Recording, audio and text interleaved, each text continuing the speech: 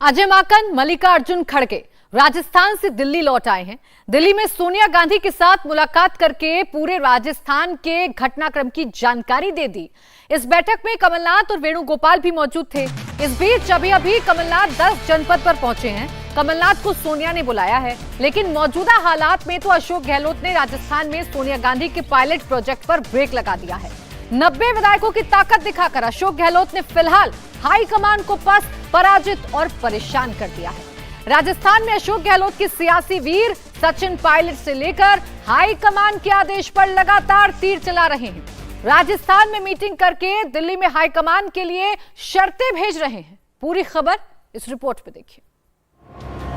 ये तस्वीर 2018 विधानसभा चुनाव के बाद की है। इस तस्वीर को 4 साल से ज्यादा का वक्त हो गया है। तब सब कुछ ऑल इज वेल कहकर राहुल गांधी ने इस तस्वीर को पोस्ट किया था, लेकिन अब फिर सियासी तलवार लिए अशोक गहलोत और सचिन पायलट एक दूसरे के सामने खड़े हैं। दिल्ली से भेजे गए पर्यवेक्षक राजस्थान कांग्रेस में पड़ी दरार को पाट नहीं पाए, बल्कि जब बाहर निकले तो दरार और चौड़ी थी। अशोक गहलोत के ग्रुप ने राजस्थान में सीएम बनने के फैसले को कांग्रेस अध्यक्ष चुनाव के बाद करने की बात कही है। साथ ही ये क्लॉज भी लगा दिया है कि नया कांग्रेस अध्यक्ष ही नए सीएम का फैसला करे। मतलब साफ है, सचिन पायलट या फिर उनके खेमे से किसी भी शख्स को सीएम बनने से रोकना। खुद सुनिए, दिल्ली से राजस्थान पहुंचे अजय माकन क्या कह रहे हैं। सबसे पहले तो उन्होंने कहा कि बेशक आप अगर रेजोल्यूशन पास करना है कांग्रेस अध्यक्ष के ऊपर छोड़ने का, तो बेशक रेजोल्यूशन पास करें, लेकिन उसके अंदर फैसला उसका 19 अक्टूबर के बाद में होना चाहिए।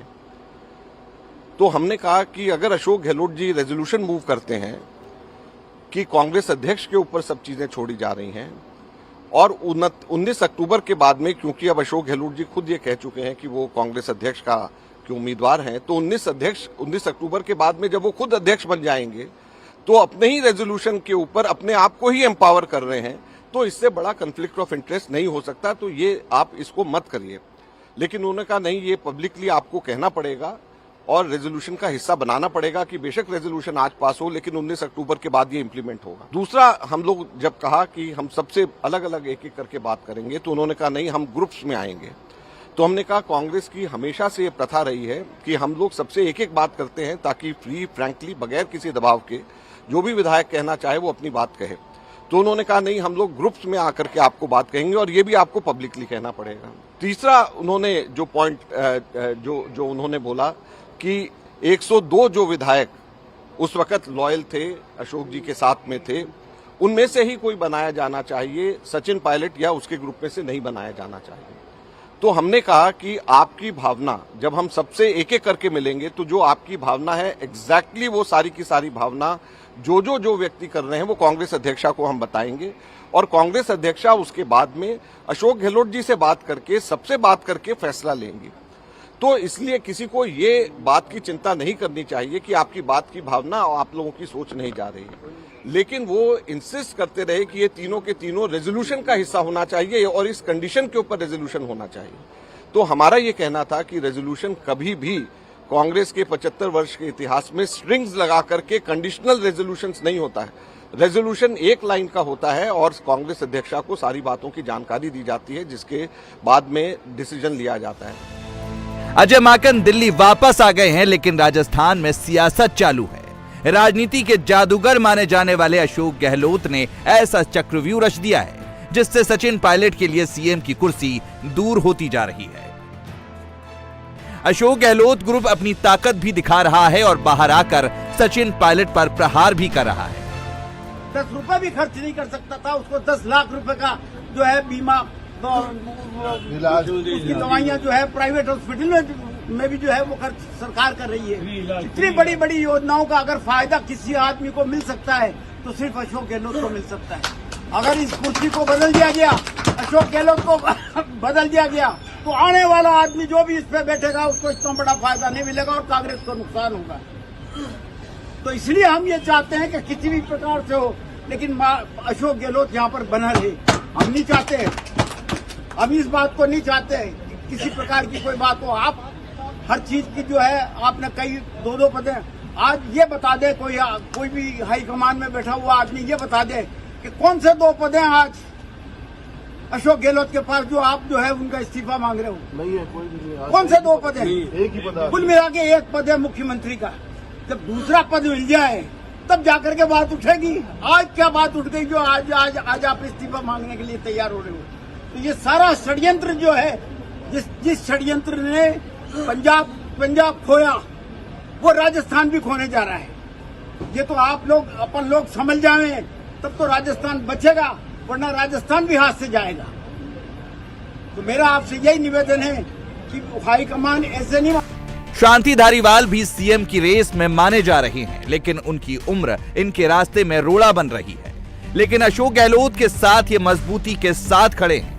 नाराज विधायकों के अगुवा भी बने हुए हैं। शांति धारीवाल का बयान उसी बैठक का है जहां गहलोत समर्थन में 90 विधायकों ने बैठक की थी। 90 विधायकों ने इस्तीफा दिया था। नए सीएम के चयन में राय नहीं लेने पर नाराज हैं सभी विधायक। खुद सुनिए अशोक गहलोत गुट के सिपह सालार प्रताप सिंह खाचरियावास कैसे सचिन पायलट के नाम पर रोष जता रहे हैं। मैं किसी के खिलाफ नहीं बोलना चाहता, ये दबाव की राजनीति नहीं है। एमएलए अपनी बात नहीं कह सकते क्या? चुनावा एमएलए एमपी अपनी बात नहीं करेगा? हमारे नेता हैं सोनिया गांधी जी, राहुल गांधी जी। मैं माकन साहब से, खड़गे साहब से मिलकर आया हूँ। उनके सम्मान में कोई कमी नहीं है, उनके लिए जान दे देंगे, कोई मना तोड़ ना कर रहे हैं, हमारे मेहमान है वो। लेकिन यहाँ मुख्यमंत्री जी ने बुलाया मीटिंग में अशोक गहलोत जी, तो अशोक गहलोत जी क्या गए तो नहीं? अशोक गहलोत जी तो विधायक दल के नेता, उनके कहने से एमएलए जाने को तैयार नहीं है। अशोक गहलोत जी ने कहा था मैं आपका अभिभावक हूँ। यानी एक बात साफ है कि सचिन पायलट को तो फिलहाल मुख्यमंत्री बनाने के लिए आप क्या व्यक्ति पर जा रहे हैं? आप संख्या देखा करो, बहुमत भी कोई चीज, डेमोक्रेसी वोट से चलती है, डेमोक्रेसी वोट से चलती है। आप खुद समझते हो एमएलए यदि 150 है, 120 है, तो जो एमएलए ज्यादा होंगे वहीं तो फैसला होगा। अशोक गहलोत का सिंगल पॉइंट एजेंडा है कांग्रेस अध्यक्ष पद की कुर्सी भी रहे, साथ में राजस्थान की सियासत में पकड़ भी मजबूत रहे। लिहाजा अशोक गहलोत किसी ऐसे शख्स को राजस्थान का मुख्यमंत्री बनाना चाह रहे हैं जो उनका विश्वास पात्र बनकर राजस्थान की सत्ता संभाले। ऐसे में अशोक गहलोत की तरफ से 3 लोगों को सीएम के लिए मजबूती के साथ सपोर्ट किया जा रहा है, जिनमें गोविंद डोटासरा जो मौजूदा वक्त में राजस्थान कांग्रेस के अध्यक्ष हैं, जाट नेता हैं, राजस्थान में करीब 12% जाट वोटर हैं।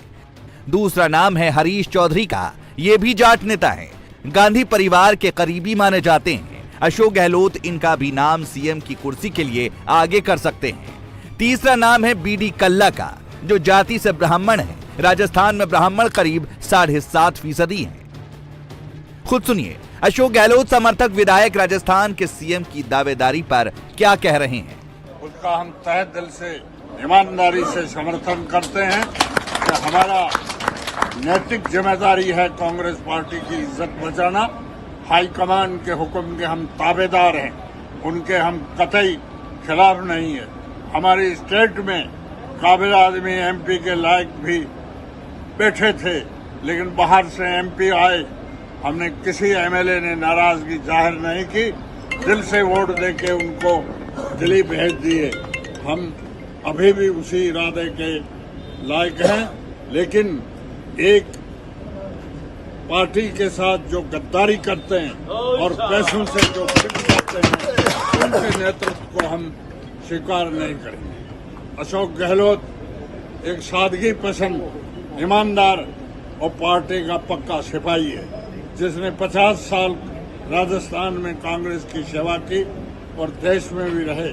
अशोक गहलोत को राष्ट्रीय अध्यक्ष बनाया जा रहा है, उनका हम स्वागत करते हैं, लेकिन राष्ट्रीय अध्यक्ष बनने के बाद में राजस्थान के सीएम का कोई फैसला लिया जाए, पहले एक लाइन के कोई प्रस्ताव हम स्वीकार नहीं करेंगे। अशोक गहलोत खेमा खुलकर विरोध पर उतर आया है। आलाकमान के फैसले का भी विरोध हो रहा है, सचिन पायलट की दावेदारी का भी विरोध हो रहा है, लेकिन कांग्रेस आलाकमान की पसंद सचिन पायलट ही है। सचिन पायलट जनाधार वाले नेता हैं।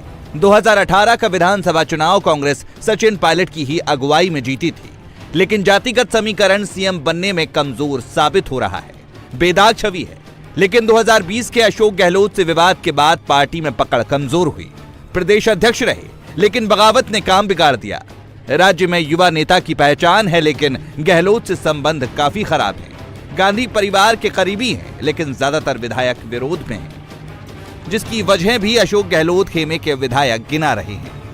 हमने किसी पर्सन पर्टिकुलर के लिए नहीं कहा, न किसी को हटाने के लिए कहा, न किसी को बनाने के लिए कहा, न ये कहा कि आप अशोक गहलोत जी को रखिए, न ये कहा कि आप अशोक गहलोत जी को हटाइए, न ये कहा कि अमुक को व्यक्ति को बनाइए।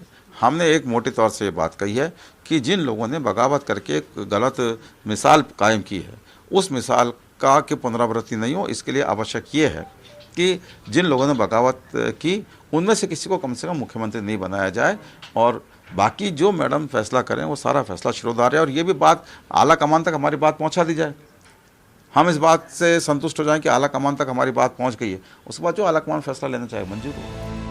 अशोक गहलोत खेमे के विधायकों का हौसला बुलंद है, क्योंकि संख्या बल उनके साथ है। 90 विधायक मजबूती से उनके साथ खड़े हैं, लेकिन सचिन पायलट के भी सहयोगी विधायक हाईकमान के आदेश को ही अंतिम सत्य मानने पर जुटे हैं। राजस्थान में अब लड़ाई पायलट बनाम गहलोत नहीं, बल्कि अशोक गहलोत बनाम गांधी परिवार डायरेक्ट हो गई है, जहां चुनौती दोनों ओर से दी जा रही है। गहलोत खेमा और पायलट खेमा दोनों एक दूसरे के आमने सामने खड़े हैं। कांग्रेस में इस तरह भी होगा सर आपकी पार्टी में, क्योंकि आप पे आरोप लगता रहा है। No comment. आरोप का है इस पे, अब ये तो प्रजातंत्र है, इसमें पार्टियों में प्रजातंत्र है। गलत संकेत नहीं गया। ये तो हाईकमान पे डिपेंड करता है क्या रुक रहता है। एक सीएलपी की अजय माखन ने बोला सर खिलाड़ी जी, क्या आपको लगता है कि अशोक गहलोत का अब राष्ट्रीय अध्यक्ष ना बनना तय है? आपको क्या लगता है? आप बताइए सर, नेता आप हैं, आप बताइए। ये तो आम आदमी जानता है, एक बच्चे से पूछेंगे ना तो वो भी बता देगा कि इतना एपिसोड होने के बाद में कोई गुंजाइश नहीं बनती। नहीं, लेकिन आपको क्या लगता है कि जो बातें अशोक गहलोत करते थे कि वो गांधी परिवार के वफादार हैं, कोई भी मामले वफादार हैं, वो सारी बातें किसी भी मामले में कोई बात तो सबका फैसला हमारा आला कमान करता है, आला कमान ही तय करेंगे। ये अगर वापस सरकार लानी है राजस्थान में कांग्रेस की, तो सचिन पायलट के नेतृत्व में सरकार आ सकती है। हमें कोई फर्क नहीं पड़ता कि हम चीफ मिनिस्टर रहे नहीं रहे, सचिन पायलट साहब मुख्य प्रदेश अध्यक्ष रहे या चीफ मिनिस्टर रहे नहीं रहे। हमारी पहली मान्यता है कि कांग्रेस पार्टी हिंदुस्तान में मजबूत होवे, वो तभी पॉसिबल हो सकता है कि राजस्थान में सचिन पायलट मजबूत हो। लेकिन भारत जोड़ो यात्रा के दौरान है तो भारत कांग्रेस तोड़ो चल रहा है यहाँ राजस्थान में। ये ऐसे कई लोग हैं जिनको हमारा हाईकमान ठिकाने पे लाएगा। सचिन पायलट खेमे के विधायक भी दावा कर रहे हैं 2018 में जीत कर आए विधायक कांग्रेस के हैं, हाईकमान जिसे सीएम बनाएगा विधायक उसके साथ होंगे। कांग्रेस के लोग हैं पूरे, कुछ निर्दलीयों ने हमको सपोर्ट दे रखा है, सरकार चल रही है।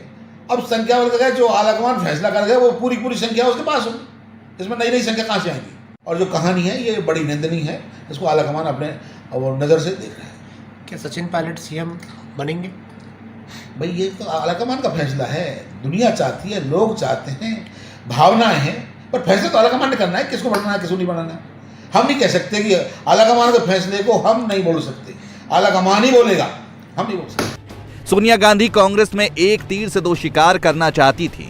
पार्टी अध्यक्ष की कुर्सी पर सबसे वफादार और यसमैन गहलोत की ताजपोशी हो जाती और राजस्थान में सचिन पायलट को सीएम बना दिया जाता, लेकिन दांव उल्टा हो गया। पर्यवेक्षक राजस्थान से दिल्ली पहुंच गए हैं। फैसले की घड़ी का इंतजार है कि राजस्थान में सोनिया गांधी का पायलट प्रोजेक्ट काम करेगा या फिर अशोक गहलोत का पावर प्रोजेक्ट। और अब एक ऐसी खबर जिसने हिंदुस्तान नहीं, ईरान नहीं, पूरी दुनिया को डरा दिया। ईरान में एक 20 साल की लड़की को सरेआम मार डाला गया। ईरान की पुलिस ने इस लड़की को 6 गोलियां मारी।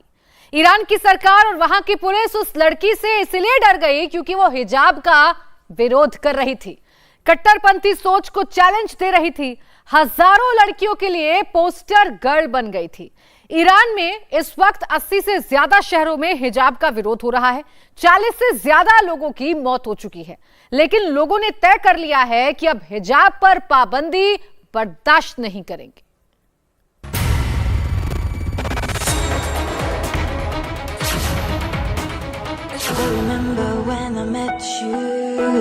20 साल के इस खूबसूरत लड़की का बस इतना गुनाह ही था।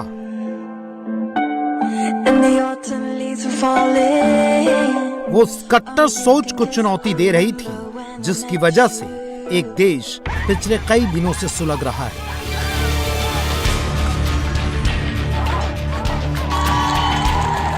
इस लड़की का नाम है हदीस नजफी।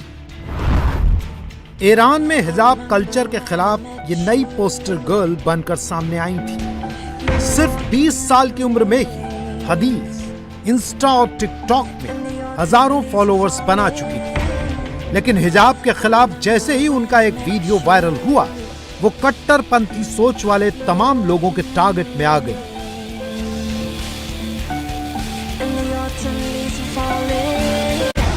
यही है वो वीडियो जिसमें हदीस नजफी अपने बाल बांध रही थी और महसा अमीनी के मर्डर के खिलाफ प्रोटेस्ट में शामिल होने जा रही थी।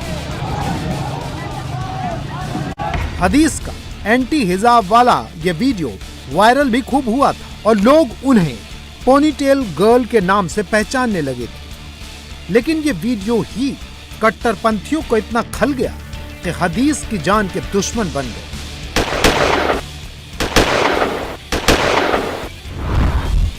एक नहीं पूरी 6 गोली मारी गई हदीस को, चेहरे पर, गर्दन पर और सीने पर। 21 सितंबर को ईरान के कराज शहर में जिस वक्त जबरदस्त प्रोटेस्ट चल रहा था और हदीस नजफी भी उसी में शामिल होने के लिए पहुंची थी, उन्हें ईरान की सिक्योरिटी फोर्स ने अपनी गोलियों का निशाना बना दिया। हदीस को हॉस्पिटल में भर्ती कराया गया, लेकिन वो बच नहीं पाई। हदीस की मौत की खबर भी लोगों को तब मिली जब ईरान के कुछ पत्रकारों ने अपने ट्विटर हैंडल से इसका खुलासा किया और देखते ही देखते हदीस की मौत की खबर ट्विटर पर ट्रेंड करने लगी। ईरान के तमाम सोशल एक्टिविस्ट, ईरान के कई पत्रकार और ईरान का हर वो शख्स जो हिजाब के खिलाफ आवाज उठा रहा है, उसकी टाइमलाइन में हदीस का जिक्र जरूर है। लेकिन उस मूवमेंट के वीडियो भी खूब ट्रेंड कर रहे हैं जिसमें ईरान के लोगों का गुस्सा नजर आ रहा है। ईरान में इस वक्त यही तस्वीर है और हिजाब का विरोध करने वालों की यही तकदीर है। महसा अमीनी के बाद हदीस की मौत ने उस आंदोलन को और मजबूत कर दिया जो ईरान के तमाम शहरों में नजर आ रहा है।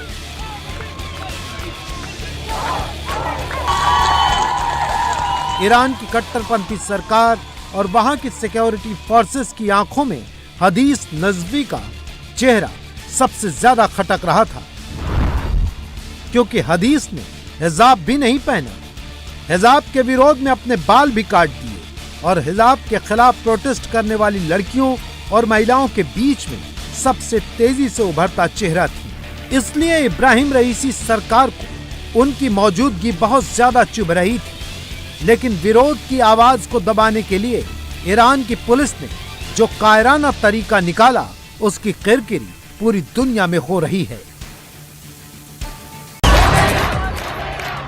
ईरान में हिजाब जलाती और बाल काटती महिलाओं की तस्वीरें सोशल मीडिया पर छाई हुई हैं। सरकार की सख्ती और तमाम लोगों की मौत के बावजूद लोगों का प्रदर्शन शांत नहीं हो रहा है और इसकी वजह है 22 साल की महसा अमीनी की मौत। महसा अमीनी को 13 सितंबर को ईरान की पुलिस ने गिरफ्तार किया था। आरोप था कि तेहरान में अमीनी ने सही तरीके से हिजाब नहीं पहना था, जबकि ईरान में हिजाब पहनना जरूरी है। महसा अमीनी को गिरफ्तार कर पुलिस स्टेशन ले गए। वहां उनकी तबीयत बिगड़ी तो अस्पताल में एडमिट करवाया गया। लेकिन 3 दिन बाद 16 सितंबर को खबर आई कि अमीनी की मौत हो गई। बस उसी के बाद ईरान सुलग उठा। कई साल से लोगों में जो गुस्सा दबा था वो अब फूट रहा है। सिचुएशन ये है कि अब गुस्सा सिर्फ हिजाब को लेकर नहीं है, उस सोच को लेकर है जिसने सालों तक ईरान में महिलाओं पर पर्दे को थोपा।